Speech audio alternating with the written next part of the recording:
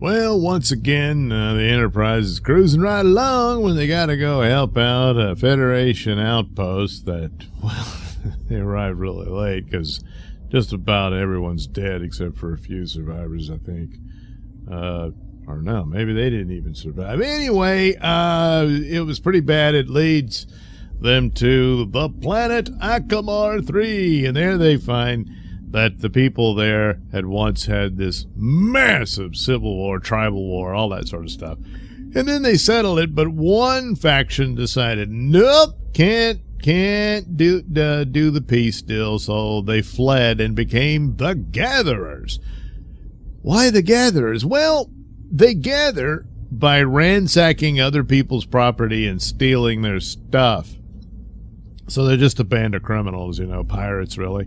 And so they get the head broad of Akamar saying, hey, you got to do something about these guys. They're your responsibility. You're like, ugh, jeez. All right, I guess we got to settle up with them and give them a plot of land on the planet for them to come home to and that sort of thing. So... And Picard says, hey, yeah, I'm going to, moderate this. We'll do the negotiations, and it'll be great. So anyway, they find some gatherers, and one of the leaders is, after being a complete, a-hole to everybody, he's like, well, maybe this would work out. And so he decides to go to the big boss and lead them to him in the hopes that they can do this peace deal. Not without some... phaser and laser fire exchanges and whatnot. But then when they realize, oh boy, the Federation phasers are a lot better than our stuff. Okay, they decided to talk the deal, that kind of thing, So they're going along. But meanwhile, there's a murder committed. Well, we already know who it is. So among the entourage of the Prime Minister, Maruk or something like that. Anyway, whatever she's called, she's the leader of Akamar, the top council, whatever, for all intents and purposes, the leader. So her assistant is this cute young blonde, and of course Riker makes a beeline for her, because she's cute. But it turns out she's a murderer. So, oh boy, the big reveal. Why is she killing the nasty, trashy pirate guys? Well, because back in the old-timey days of the war, her tribe was completely wiped out by these guys, or at least their tribe. And she's the only survivor. In order to exact revenge for her tribe, she was genetically altered to prolong her life, so she doesn't age. So, this was, I don't know how many decades ago, but she's still really hot. And all this time, she's been trying to get revenge. And now's her chance, because the Gatherers are being brought into the fold. Well, she has this ability she carries this virus within her, that doesn't affect her. But upon contact with members of the Gatherer tribe, it kills them, gives them a heart attack, and that's it. Kaplop, they're done. And but it only affects them, so it's very cleverly done, where it's genetically specific to its target. Other people, it won't work. And so there you go. So I don't know what the deal is with their tribe. Boy, they lost a lot with them, because they could genetically engineer damn near anything. I mean, they made her practically immortal. I mean, come on. This is an incredible discovery. And, of course, bioweapons that are targeted, So you got this virus, but you releasing a bioweapon could be dangerous because it could backfire on you. But what if it's genetically targeted at a specific subset of people? Oh, well, you're going to release that, aren't you? Yeah, that's the evil part. But that immortality part, can't we make a deal? But anyway, they just sort of, yeah, she did that. Well, that's that, But anyway, Dr. Crusher discovers the virus. Hey, this was mad. Because at first they thought, well, the guy's old. He had a heart attack. It's too bad. But they begin to realize what the deal is. And when Riker stops thinking about, this woman's assets, he realized, oh crap, she must be an assassin. And so he rushes into the negotiations, and she's just about to kill the main leader. And then Riker says, now you stop what you're doing. And she says, I can't. I have to do it. And so he shoots her with his phaser. You know, he didn't want to, you know, because they had some, they totally did it. You know, they banged in the quarters they gave her and stuff, you know. Or maybe it was Riker's. Yeah, I think they did it in Riker's. Yeah, it's appropriate. And all that. So, you know, he didn't want to do this, but she was determined to kill this a-hole, you know. And, you know, it was his mission. They had to maintain the peace and all that. So he gives her a warning shot, and she's like, ooh, ooh. You know, gut punch, really. But she doesn't stop. She's going to go touch the guy. And once she touches him, that's it. He's going to have a heart attack and die. And so Riker sets the phaser to kill, and she burns her way into nothingness. Yeah, it's too bad. Even Picard, he's like looking over at Riker, you know.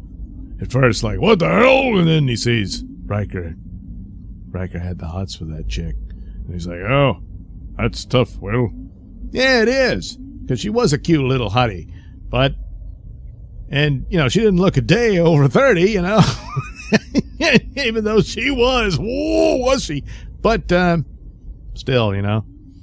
They'll always have his cabin, you know. So peace reigns overall. They agree. They all make up, and you know, the leader's happy he didn't get killed by the the undead lady. So after that, well, we've got a Romulan episode that kind of picks up after some of the things set from the previous Romulan episode. So now we've got the Defector. Well, and this is a really good one. This is one of the ones that elevates Trek further with Next Generation. And even though some of it's the weaknesses of it is like, come on, this guy had to have realized.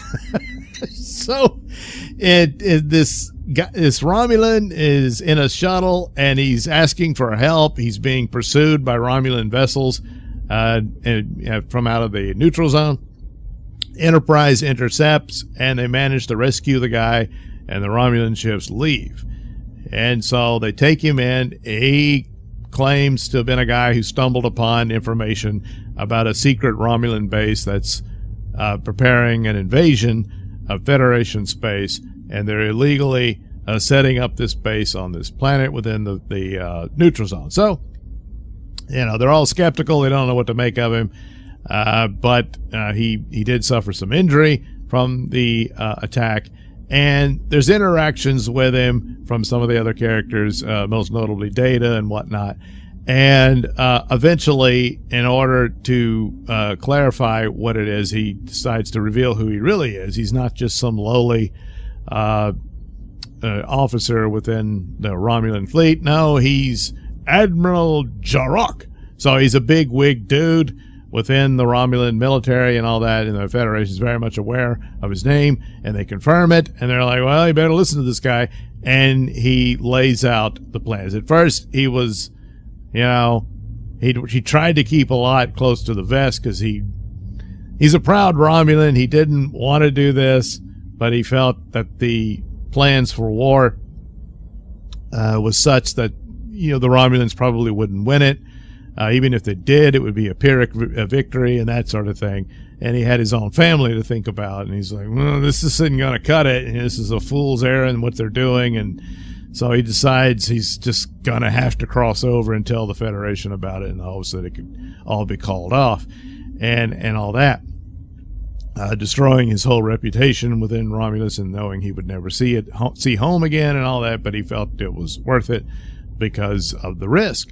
So he does all this, and it's all very touching for the bastard because he's doing the right thing. However, he was already in some amount of trouble within the Romulan society, and then he comes upon this, and it's all a scam. The Enterprise decides to take the risk, go into the neutral zone, go to this planet where this base is supposed to be, and there's really nothing there. And then suddenly they're surrounded by Romulan ships, And the whole plot was to lure the Enterprise in. It's the flagship of the Federation. And they want to capture it, strip it of all its secrets, and, take it as a trophy. And they use this guy who had fallen from favor within the the hierarchy of Romulus and all that, and so they use him as the bait to lure them in, and he fell for it, and he's completely ruined by all of this. And but Picard had an ace in the hole. He makes a little muttering to Worf earlier. Worf goes off, and they don't reveal what that was about until the end. Turns out Worf may put in a call to some Klingons, and so the Klingons also have cloaking devices, so they were cloaked, accompanying the Enterprise into the neutral zone. And so they had a Klingon warbird ready to join the Enterprise in battling it out with the Romulan ships. And so once again, Commander Tomalak in charge, and he's like, well, didn't count on that. So the whole plan goes up in smoke, and he's like, oh, well. Well, we got rid of this old fart who betrayed us, so screw him. And so they left, and he's basically, gets asylum within the Federation.